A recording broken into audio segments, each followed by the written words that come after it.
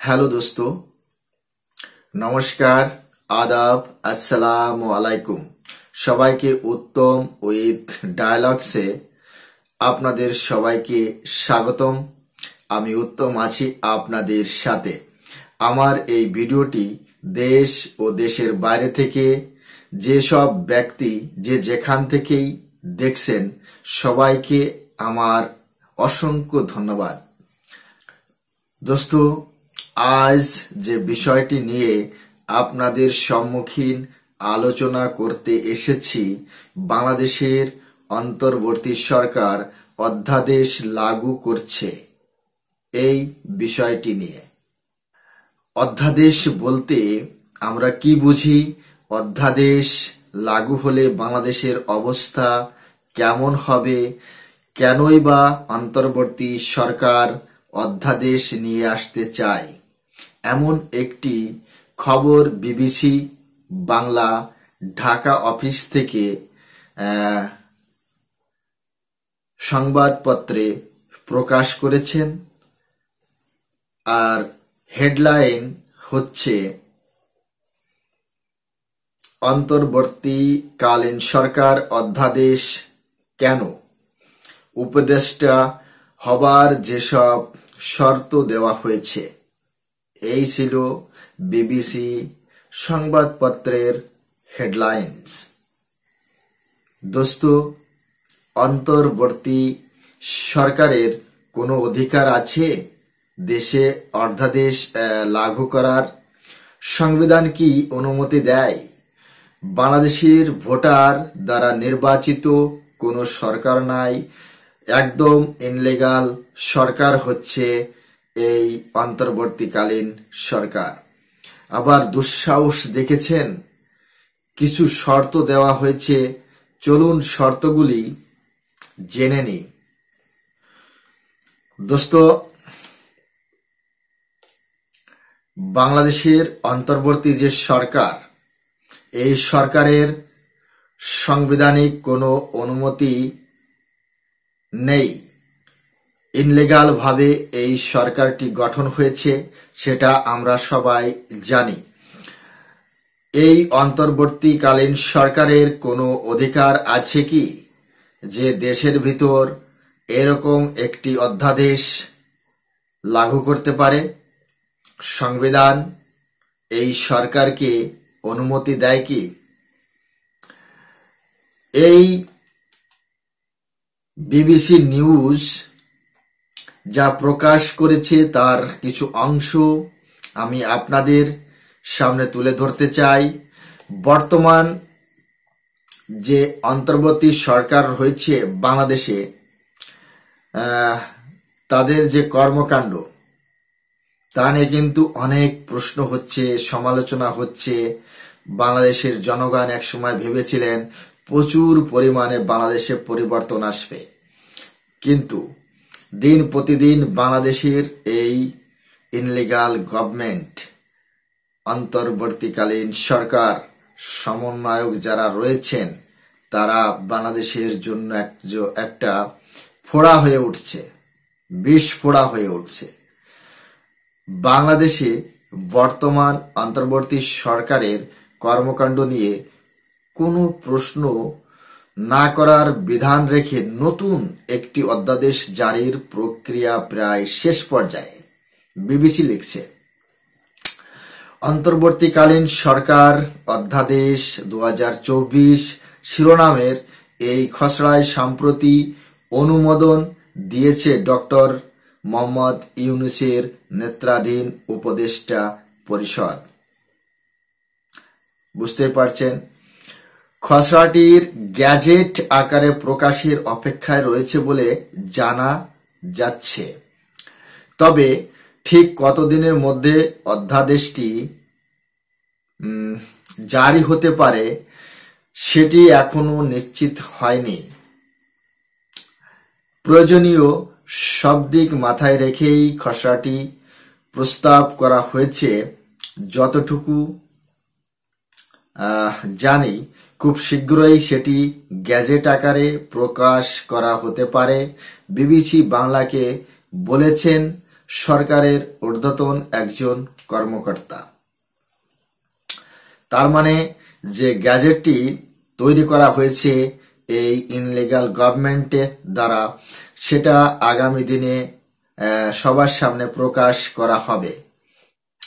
সরকারি গ্যাজেট হিসাবে যখন এটা প্রকাশ করা হবে, তখন এটা সবাই মানতে বাধ্য হবে। সরকারের পক্ষ থেকে এই অধ্যাদেশটি নিয়ে স্পষ্ট করে কিছু বলা না হলেও সিনিয়র আইনজীবীরা বলছেন সরকারের এই আইনি বৈধতা দেওয়ার জন্যই এই অধ্যাদেশটি করা হয়েছে। তার মানে আগামী দিনে যদি কোনো সরকার আসে, তাহলে এনাদের নেওয়া যে সমস্ত ডিসিশন, সেই ডিসিশনগুলো মানতে বাধ্য হবে, সেগুলো ক্যান্সেল করতে পারবে না। অধ্যাদেশ উপদেষ্টা নিয়োগের কিছু শর্তও যুক্ত করা হয়েছে। বাবা, কি অদ্ভুত কাণ্ড বন্ধুরা, যে এই ইনলিগাল গভর্নমেন্ট কিছু শর্তও রেখে দিয়েছে। চলুন সেই শর্তগুলো কি কি আমরা একটু দেখি। যদিও অধ্যাদেশের খসড়ায় থাকা প্রশ্ন না করার বিষয়টিকে দায়মুক্ত বলে সমালোচনাও রয়েছে, কিন্তু ঠিক কি আছে খসড়া অধ্যাদেশটিতে? 3 মাস রাষ্ট্র পরিচালনার পর সরকারি বা এখন অধ্যাদেশ জারির তাগিদ অনুভব করছে কেন? এটাও একটা প্রশ্ন। কেন এই 3 মাসে বাংলাদেশের কি অবস্থা হয়েছে সেটা আমরা অবশ্যই দেখেছি। বাংলাদেশের মধ্যে কি সমস্যা চলছে এটাও আমরা জানি। বাংলাদেশ বর্তমান সময় একটা অস্থিরতার মধ্য দিয়ে যাচ্ছে। বাংলাদেশের যে দ্রব্য মূল্য, সেটা কিন্তু আকাশমুখী হয়েছে। আবার বাংলাদেশের জনগণ এখন ঘর থেকে বেরোতে ভয় পাচ্ছে। তার কারণ বাংলাদেশে বর্তমান সময় আইনের কোনো বালাই নেই, এটাই সত্য।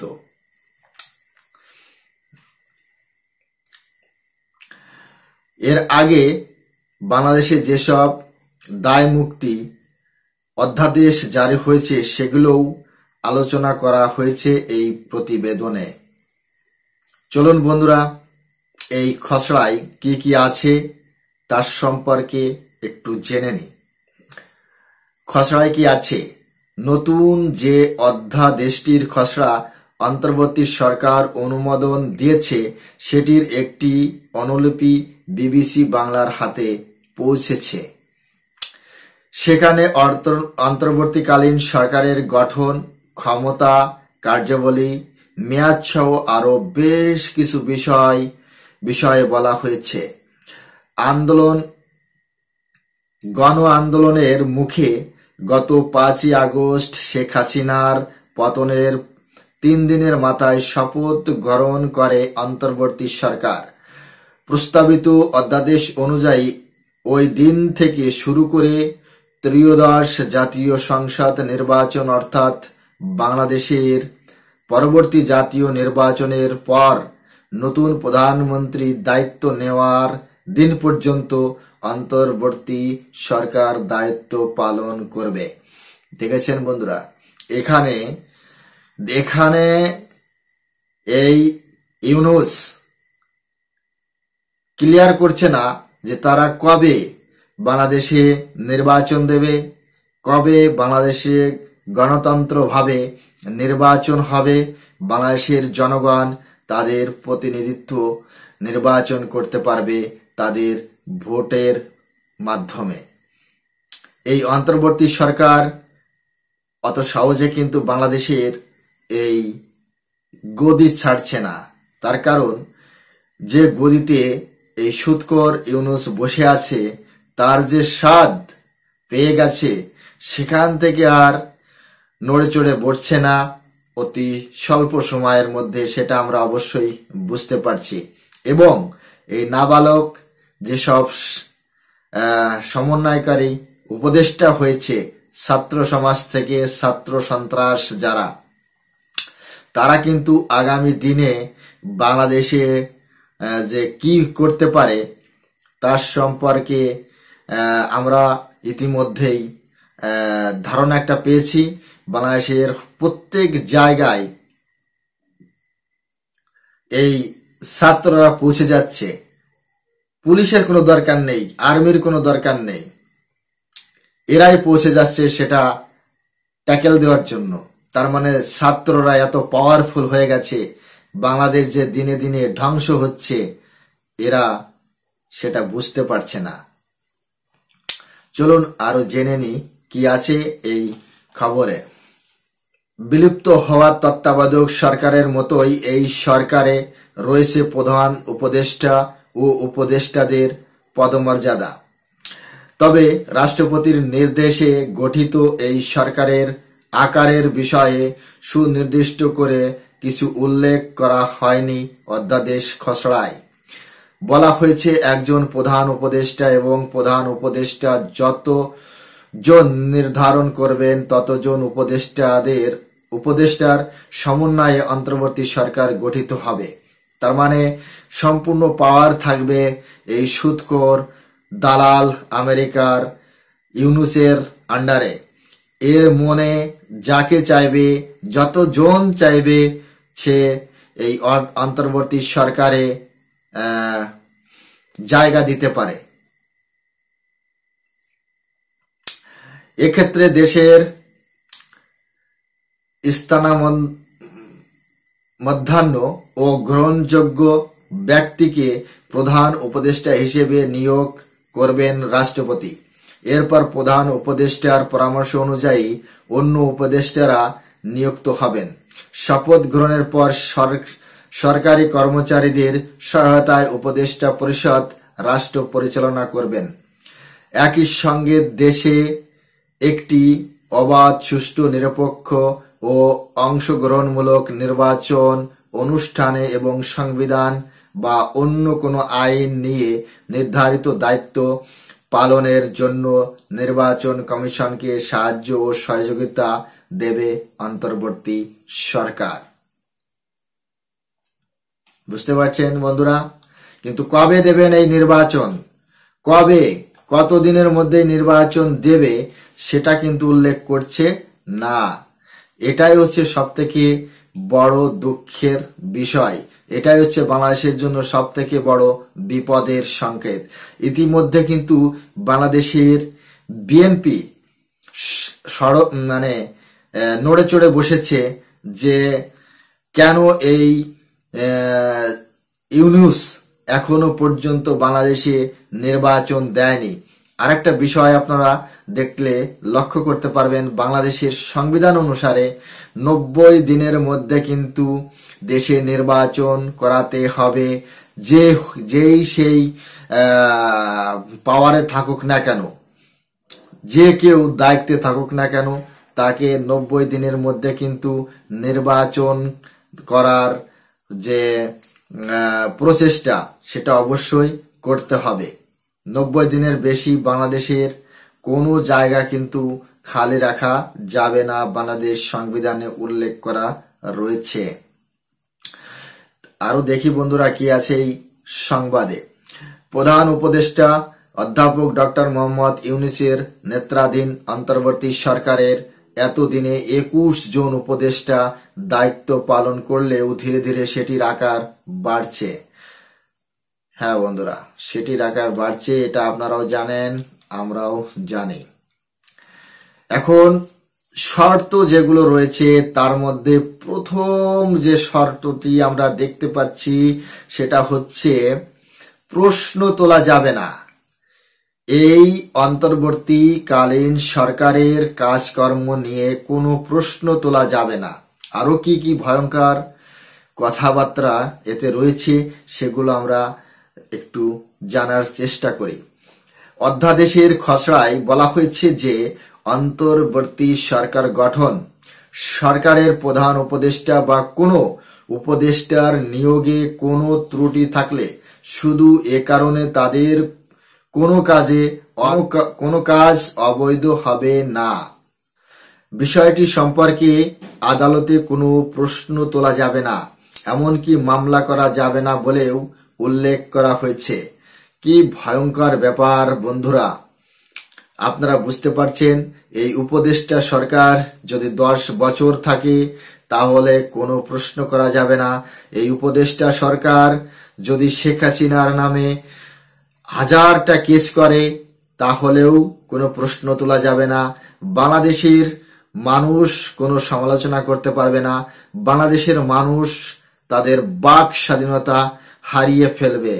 একটা বিষয় আপনারা লক্ষ্য করেছেন, এই যারা ছাত্র সন্ত্রাস, যারা বিএনপির সাপোর্টার, যারা আওয়ামী লীগ বিরোধী এবং যারা রাজাকার, যারা বলতো যে বাংলাদেশে স্বৈরাচারী সরকার শেখ হাসিনার সময় নাকি তাদের বাক শক্তি কেড়ে নেওয়া হয়েছিল, তাদের নাকি কথা বলতে দেওয়া হতো না। কিন্তু এই যে ইনলিগাল ভাবে ক্ষমতায় বসে আছে বাংলাদেশের সেই সুদখোর ইউনূস, এটা কি করছে যে তারা যা কিছু করুক না কেন তাদের বিরুদ্ধে আইন আদালতে যাওয়া যাবে না, সেখানে কোনো প্রশ্ন করা যাবে না এবং কোনো সমালোচনা করতে পারবে না মিডিয়াতে বা কোনো সোশ্যাল প্ল্যাটফর্মে। বুঝতে পারছেন আপনারা? তাহলে স্বৈরাচার কে? শেখ হাসিনা ছিল না এই ইউনূস? কে হচ্ছে স্বৈরাচার? এখন বাংলাদেশের মানুষ একটু একটু করে বুঝতে পারছে কাকে এই উপদেষ্টা বা কাদেরকে এইখানে নিয়ে এসেছে। অধ্যাদেশের খসড়ায় আরো বলা হয়েছে যে সংবিধান ও আপাতত বলবৎ অন্য আইনে ভিন্নতর যা কিছুই থাকুক না কেন, অন্তর্বর্তী সরকার গঠিত হওয়া এবং নতুন সংসদ গঠিত হওয়ার পর প্রধানমন্ত্রী যে তারিখ কার্যভার গ্রহণ করবেন সেই তারিখের উভয় দিন মধ্যবর্তী সময় অন্তর্বর্তী সরকারের প্রয়োগ করা সব ক্ষমতা, অধ্যাদেশ, বিধিমালা, প্রবিধিমালা, জারি করা প্রজ্ঞাপন, আদেশ, কর্মকাণ্ড ও গৃহীত ব্যবস্থা আইন অনুযায়ী যথাযথভাবে প্রয়োগ করা হয়েছে বলে গণ্য হবে। সুপ্রিম কোর্ট বা অন্য কোনো আদালত বা কর্তৃপক্ষ এর বৈধতা সম্পর্কে কোনোভাবেই প্রশ্ন উত্থাপন বা একে অবৈধ বলে বাতিল করতে পারবেন না। তার মানে কি দাঁড়ালো বন্ধুরা? ওটাই যে বাংলাদেশের মানুষ আর বাক স্বাধীনতা থাকবে না তাদের। তাই এই অন্তর্বর্তী সরকার যদি আজীবনও বাংলাদেশের ক্ষমতা দখল করে বসে থাকে, সেখানে তারা কোনো প্রশ্ন করতে পারবে না। দ্বিতীয় আরেকটা শর্ত, উপদেষ্টা হতে পারবেন না যারা উপদেষ্টা। প্রস্তাবিত অধ্যাদেশ বলা হয়েছে যে বাংলাদেশের নাগরিক না হলে এবং বয়স 25 বছর পূর্ণ না হলে তিনি উপদেষ্টা হতে পারবেন না। কোনো বিদেশি রাষ্ট্রীয় নাগরিকত্ব অর্জন কিংবা কোনো বিদেশি রাষ্ট্রীয় প্রতি আনুগত্য ঘোষণা বা স্বীকার করলেও তিনি শপথ গ্রহণ করতে পারবেন না। তো ডক্টর মোহাম্মদ ইউনূস সে তো বিদেশি নাগরিক, সে কি করে বাংলাদেশের উপদেষ্টা হতে পারে? প্রথম প্রশ্ন হচ্ছে এটা। তাহলে ইউনূসকে আগে লাত্তি মেরে ওখান থেকে বের করে দাও। একইভাবে ব্যক্তি যদি কোনো আদালত কর্তৃক অপ্রকৃতীয় বলে ঘোষিত হন বা দেউলিয়া ঘোষিত হওয়ার পর দায় থেকে অব্যাহত না পেয়ে থাকেন, তাহলেও তিনি উপদেষ্টার পদে বসতে পারবেন না। আর নৈতিক স্থলজনিত কোনো ফৌজদারি অপরাধে দোষী সাব্যস্ত হয়ে অন্তত 2 বছর কারাদণ্ডে দণ্ডিত হলেও এবং মুক্তি পাওয়ার পর 5 বছর পার না হলে উপদেষ্টা ও প্রধান উপদেষ্টার পদে যেতে পারবেন না। বাংলাদেশ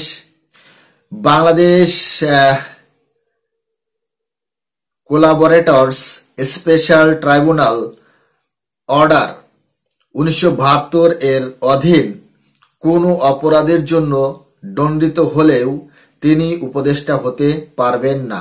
অর্থাৎ রাজাকার বা যুদ্ধ অপরাধের দায়ে দণ্ডপ্রাপ্ত কেউ অন্তর্বর্তীকালীন সরকারে থাকতে পারবেন না। পাশাপাশি উপদেষ্টা পদে বসতে হলে ব্যক্তিকে ত্রয়োদশ জাতীয় সংসদ নির্বাচন এবং যা স্থানীয় সরকার প্রতিষ্ঠানের জনপ্রতিনিধি নির্বাচনে প্রার্থী হবেন না মর্মে সম্মতিও দিতে হবে। দোস্ত, এই অধ্যাদেশে আরেকটি শর্ত রয়েছে, জরুরি অবস্থা প্রধান উপদেষ্টার হাতে।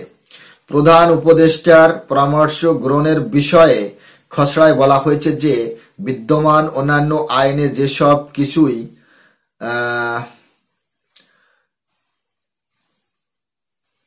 যা কিছুই বলা থাকুক না কেন, অন্তর্বর্তী সরকারের সময় প্রধান উপদেষ্টার পরামর্শ নিয়ে রাষ্ট্রপতি কাজ করবেন।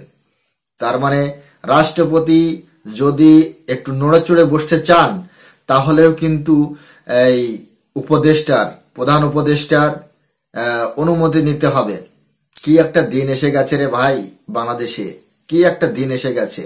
রাষ্ট্রপতি সে একটু নড়ে চড়ে বসতে পারবে না এই উপদেষ্টার আদেশ ছাড়া। এক্ষেত্রে জরুরি অবস্থা ঘোষণার বৈধতার জন্য ঘোষণার আগে তাকে প্রধান উপদেষ্টার প্রতি স্বাক্ষর নিতে হবে। রাষ্ট্রপতির স্বাক্ষর নিয়ে প্রধানমন্ত্রী কাজ করেন, আর এখন উল্টো হয়ে গেছে যে প্রধান উপদেষ্টার স্বাক্ষর নিয়ে তারপর রাষ্ট্রপতি কাজ করবেন। অন্যদিকে পদত্যাগ, মৃত্যু বা অন্য কোনো কারণে প্রধান উপদেষ্টার পদ শূন্য হলে উপদেষ্টাদের মধ্য থেকে রাষ্ট্রপতি একজনকে প্রধান উপদেষ্টা হিসেবে নিয়োগ দিতে পারেন। রাষ্ট্রপতির কাছে নিজে লেখা ও স্বাক্ষরযুক্ত পত্রের মাধ্যমে প্রধান উপদেষ্টা ও উপদেষ্টারা পদত্যাগ করতে পারেন। প্রধান উপদেষ্টা, প্রধানমন্ত্রী এবং উপদেষ্টারা প্রধান মন্ত্রীর মর্যাদা, পারিশ্রমিক ও সুযোগ সুবিধা পাবেন বলে প্রস্তাবিত অধ্যাদেশ উল্লেখ করা হয়েছে। তার মানে আরাম আয়েশ তো লাগবে, আরাম আয়েশ ছাড়া তো আর চলা যাবে না, সেটাও কিন্তু এতে উল্লেখ করা হয়েছে। এবার আসুন বন্ধুরা, অধ্যাদেশ কি, এটাও কিন্তু এই শর্তে রয়েছে। অধ্যাদেশ আসলে কি? আইন বিশেষজ্ঞদের মতে অধ্যাদেশ মূলত এক ধরনের আইন যেটি রাষ্ট্রপতি জারি করে থাকেন।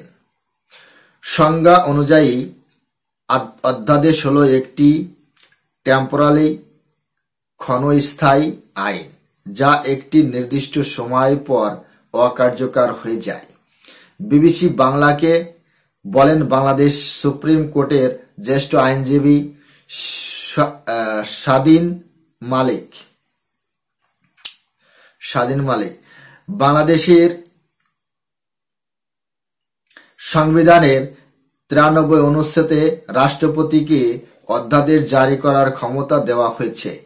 জাতীয় সংসদ ভেঙে গেলে বা সংসদ অধিবেশন না থাকা অবস্থায় যে কোনো জরুরি পরিস্থিতি মোকাবেলায় প্রয়োজনীয় মনে করলে তিনি অধ্যাদেশ জারি করতে পারেন।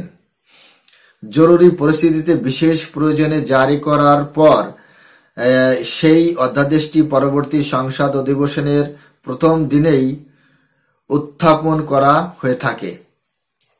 এক্ষেত্রে প্রথম দিনেই সংসদ চাইলে অধ্যাদেশটিকে বাতিল করে দিতে পারে, আর যদি তারা সেটি না করে তাহলে উত্থাপিত হওয়ার 30 দিন পর অধ্যাদেশটি আপনা আপনি বাতিল হয়ে যায় বলেছিলেন মিস্টার মালিক। বাংলাদেশের প্রেক্ষাপটে অধ্যাদেশ জারির মোটেও নতুন কিছু নয়। 1971 সালে স্বাধীন রাষ্ট্র হিসেবে আত্মপ্রকাশ করার পর বিভিন্ন সময় অধ্যাদেশ জারি হতে দেখা গিয়েছে। এখন কেন অধ্যাদেশ? বাংলাদেশের বর্তমান অন্তর্বর্তীকালীন সরকার কাঠামোয় আনতে বা আইনি বৈধতা দিতেই অন্তর্বর্তীকালীন সরকার অধ্যাদেশ 2024 শিরোনামে অধ্যাদেশ জারি হতে যাচ্ছে বলে মনে করেন আইনজীবীরা। বাংলাদেশে এখন একটি বিশেষ সরকার কাজ করছে, যেটি গঠিত হয়েছে একটি বিশেষ অবস্থায়। বিবিসি বাংলাকে বলেছিলেন সুপ্রিম কোর্টের আইনজীবী জ্যোতির্ময় বড়ুয়া। তার কথা সূত্র ধরে সুপ্রিম কোর্টের আরেক আইনজীবী ও বিএনপির আইন বিষয়ক সম্পাদক কায়সার কামাল বলেন, কাজেই শপথ নেওয়ার পর সাংবিধানিক ও আইনগত বৈধতার জন্য অবশ্যই ওনারা অন্তর্বর্তীকালীন সরকার এই অধ্যাদেশটি জারি করতে পারেন। বাংলাদেশে গণ আন্দোলনের মুখে গত 5ই আগস্ট প্রধানমন্ত্রীর পদ ছেড়ে ভারত চলে যান আওয়ামী লীগের সভাপতি শেখ হাসিনা। এরপর 8ই আগস্ট ক্ষমতা গ্রহণ করেন ডক্টর মোহাম্মদ ইউনূস নেতৃত্বাধীন অন্তর্বর্তী সরকার। সুপ্রিম কোর্টের আপিল বিভাগের পরামর্শে রাষ্ট্রপতি ওই সরকার গঠনের আদেশ দেন, কিন্তু বাংলাদেশের সংবিধানে অন্তর্বর্তী সরকারের বিষয়ে কিছুই বলা নেই। এর আগে একসময় নির্দলীয় তত্ত্বাবধায়ক সরকার ব্যবস্থার কথা বলা ছিল, কিন্তু বিগত আওয়ামী লীগ শাসনামলে সংবিধানের ৫ম সংশোধনীয় ফলে নির্দলীয় তত্ত্বাবধায়ক সরকার বিলুপ্ত করা হয়। ফলে বর্তমানে সংবিধানের তত্ত্বাবধায়ক বা অন্তর্বর্তী সরকার ব্যবস্থা এবং প্রধান উপদেষ্টা বা উপদেষ্টার পদ বলে কিছু আসলে নেই। সে কারণে অন্তর্বর্তী সরকারে আইন ভিত্তিক নিয়ে পরবর্তীতে প্রশ্ন উঠতে শুরু করবে। এরই মধ্যে সরকার আওয়ামী লীগের ভাতৃপ্রতিম সংগঠন বাংলাদেশের ছাত্রলীগকে নিষিদ্ধ ঘোষণা করে। এমনকি আওয়ামী লীগ নিষিদ্ধের বিষয়েও বিভিন্ন সময় সরকারের ভেতর থেকে কথা বলতে দেখা গেছে। এমন পরিস্থিতিতে অধ্যাপক ইউনূসের নেতৃত্বাধীন সরকারের সকল কর্মকাণ্ডকে অবৈধ আখ্যা দিয়ে প্রচারণা করছে ক্ষমতাচ্যুত আওয়ামী লীগ। ইউনূসের উপদেষ্টা পরিষদ অবৈধ ও অসাংবিধানিক, কাজেই তাদের জারি করা সকল প্রজ্ঞাপন, ঘোষণা বা পদক্ষেপ অবৈধ ও ভিত্তিহীন। সম্প্রতি ইউনূসের ভেরিফাইড ফেসবুক পেজে লিখেছেন আওয়ামী লীগ সভাপতির ছেলে সজীব ওয়াজেদ। অন্যদিকে বর্তমান সরকার বিভিন্ন ক্ষেত্রে যেসব সংস্কারের কথা বলছেন, দীর্ঘমেয়াদে সেগুলোর জন্য অসাংবিধানিক বিতর্কের অবসান চান তারা। যেহেতু দেশের রাজনৈতিক দলের সঙ্গে আলাপ আলোচনার মধ্যে জনগণের প্রত্যাশা অনুযায়ী এই সরকার কাজ শুরু করেছে, সুতরাং সেই কাজে সুষ্ঠুভাবে সম্পূর্ণ করার সুবিধার্থে তারা এ ধরনের অধ্যাদেশ জারি করতে পারেন, বলেন মিস্টার কামাল। প্রশ্ন না করতে পারা নিয়ে প্রশ্ন। অনেক সাধুবাদ জানালেও খসড়া আদেশ নিয়ে প্রশ্ন তুলেছেন কেউ কেউ। বলা হচ্ছে অন্তর্বর্তী সরকার ও তাদের কাজকর্ম নিয়ে কোনোভাবেই প্রশ্ন তোলা যাবে না। কিন্তু কেন প্রশ্ন করা না গেলে তো বলতে হবে এটা ইনডেমনিটি বা দায় মুক্তি। বিবিসিকে বাংলা বলেছিলেন সুপ্রিম কোর্টের জ্যেষ্ঠ আইনজীবী ZI খান পান্না। সুপ্রিম কোর্টের আপিল বিভাগের পরামর্শে সরকার গঠিত হওয়ার পর নতুন করে অধ্যাদেশ জারি করার দরকার নেই বলে মনে করেন তিনি। আমি তো মনে করি এটার দরকার নেই। তারপরেও তারা এটি চাচ্ছেন কেন? তাহলে কি ধরে নেব যে তারা বুঝে শুনে এমন কোনো অন্যায় করেছেন বা করতে যাচ্ছেন যার কারণে এমন অধ্যাদেশ জারি করার কথা ভাবতে হচ্ছে? প্রশ্ন তোলেন মিস্টার পান্না। তিনি আরো বলেন, এটা অনেকটা নিজের চরিত্রের বিষয়ে নিজেই সার্টিফিকেট দেওয়ার মতো অবস্থা। আমি এটাকে ইনডেমনিটি মনে করি। এর আগেও কোনো ইনডেমনিটি টেকেনি, এটাও টিকবে না। এটাও সত্য কথা, এসব কিছুই টিকবে না। আগামী সরকার আসলে সমস্ত কিছু বাতিল হয়ে যাবে। তবে আইনজীবী জ্যোতির্ময় বড়ুয়া অবশ্য কিছুটা ভিন্ন মত পোষণ করেছেন। প্রশ্ন করা যাবে না মানে এই নয় যে তারা যা ইচ্ছে তাই করবে। বিবিসি বাংলাকে বলেন মিস্টার বড়ুয়া, সরকার কি বলছে?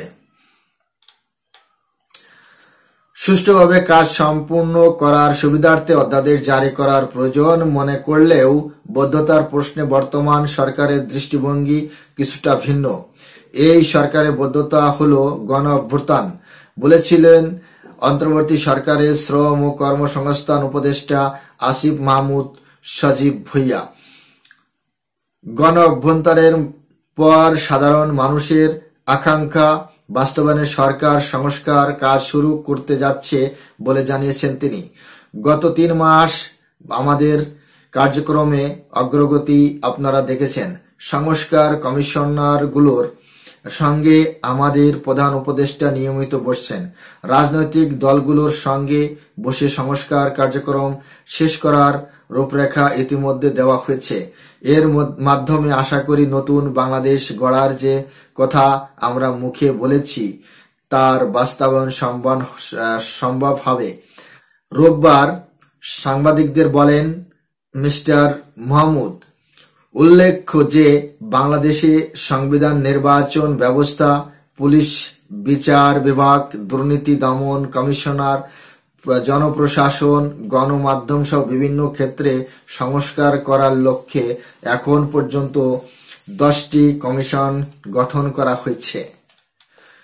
তিনি মনে করেন যে আইন বিরোধী কাজ করলে অধ্যাদেশ জারি করেও সরকার পার পাওয়ার সুযোগ নেই। তিনি মনে করেন যে আইন বিরুদ্ধ কাজ করলে অধ্যাদেশ জারি করেও সরকারের পার পাওয়ার সুযোগ নেই। এক্ষেত্রে উদাহরণ হিসেবে তিনি 2002 সালের অপারেশন ক্লিন হার্টের উদাহরণ সামনে আনেন।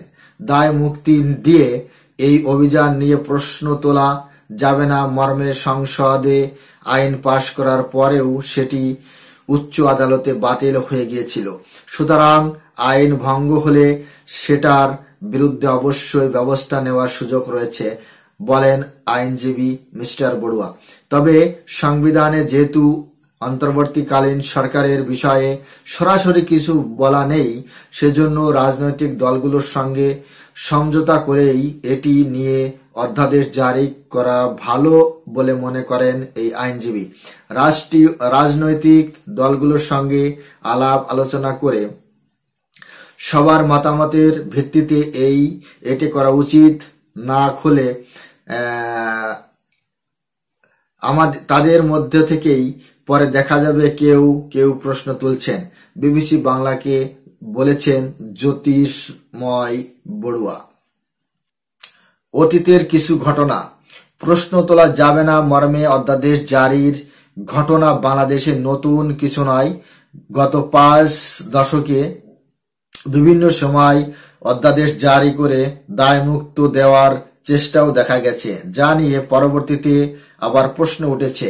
বাংলাদেশে মুক্তিযুদ্ধকালীন সব কর্মকাণ্ড, ঘটনাবলী ও যুদ্ধের সঙ্গে সংশ্লিষ্টদের দায়মুক্তি দিয়ে প্রথম অধ্যাদেশ জারি করা হয় 1972 সালে। পরবর্তী 1974 সালে রক্ষী বাহিনীকেও তাদের কাণ্ড থেকে মুক্তি দেওয়া হয়েছিল। এরপর বাংলাদেশের প্রতিষ্ঠা রাষ্ট্রপতি শেখ মুজিবুর রহমানকে সপরিবারে হত্যা করার দায় মুক্তি দিয়ে 1975 সালে যে ইনডেমনিটি অধ্যাদেশ জারি করেছিল তৎকালীন খন্দকার মোস্তাক আহমেদ সরকার, 1996 সালে সেটি বাতিল করা হয়েছে। পরবর্তীতে ওই হত্যাকাণ্ডের সাথে জড়িতদের মধ্যে 6 জনকে বিচার ও শাস্তি কার্যকর করা হয়েছিল। একইভাবে অপারেশন ক্লিন হার্ট, নিরাপত্তা বাহিনী হেফাজতের মৃত্যুর ঘটনায় দায় মুক্তি দেওয়ার চেষ্টা দেখা গিয়েছিল। 2002 সালের 16 অক্টোবর 2002 সালের 16 অক্টোবর থেকে 2003 সালের 9 9 জানুয়ারি পর্যন্ত অভিযানটি পরিচালনা করে সেনা পুলিশের যৌথ বাহিনী। সেই অভিযানের নিরাপত্তা বাহিনীর হেফাজত অন্তর 40 জনের মৃত্যু হয়। অভিযানে অংশগ্রহণকারীদের দায়মুক্তি দিয়ে সংসদে আইন পাশ করা হলেও একটি রিট আবেদনে 2015 সালে সেই আইন অবৈধ ঘোষণা করে হাইকোর্ট। এর ফলে হত্যার শিকার পরিবারগুলোর প্রতিকার চেয়ে মামলা করার সুযোগ পান। তো বন্ধুরা, এই ছিল বাংলাদেশ সরকারের অধ্যাদেশ। আর এতে কি কি রয়েছে আপনারা অবশ্যই জানতে পারলেন। আর বাংলাদেশের যে বাক স্বাধীনতা ধীরে ধীরে ক্ষুণ্ণ হচ্ছে, আগামী দিনে বাংলাদেশের জনগণ যে আর কথা বলার সুযোগ থাকবে না, সেটা অবশ্যই আপনারা এই খসড়ার মাধ্যমে বুঝতে পারলেন। এই সরকার যাই কিছু করুক না কেন, সেটা নিয়ে আপনারা কখনোই মুখ খুলতে পারবেন না, সেটা নিয়ে আপনারা কখনোই কোনো আইনের দ্বারস্থ হতে পারবেন না, তা এতে স্পষ্ট বলে দেওয়া হয়েছে। তো বন্ধুরা, আপনারা কি ভাবছেন এই খসড়া বাংলাদেশের মানুষের জন্য সঠিক না বেঠিক, সেটা আপনারা কমেন্ট সেকশনে লিখে অবশ্যই জানাতে পারেন। চ্যানেলে নতুন হলে চ্যানেলটি সাবস্ক্রাইব করে আমার পাশেই থাকবেন, আর ভিডিওটি শেয়ার করবেন, আপনার বন্ধুদের দেখার সুযোগ করে দেবেন। দেখা হচ্ছে নেক্সট কোনো ভিডিওতে। ততক্ষণ সবাই ভালো থাকুন, সুস্থ থাকুন। নমস্কার, জয় হিন্দ।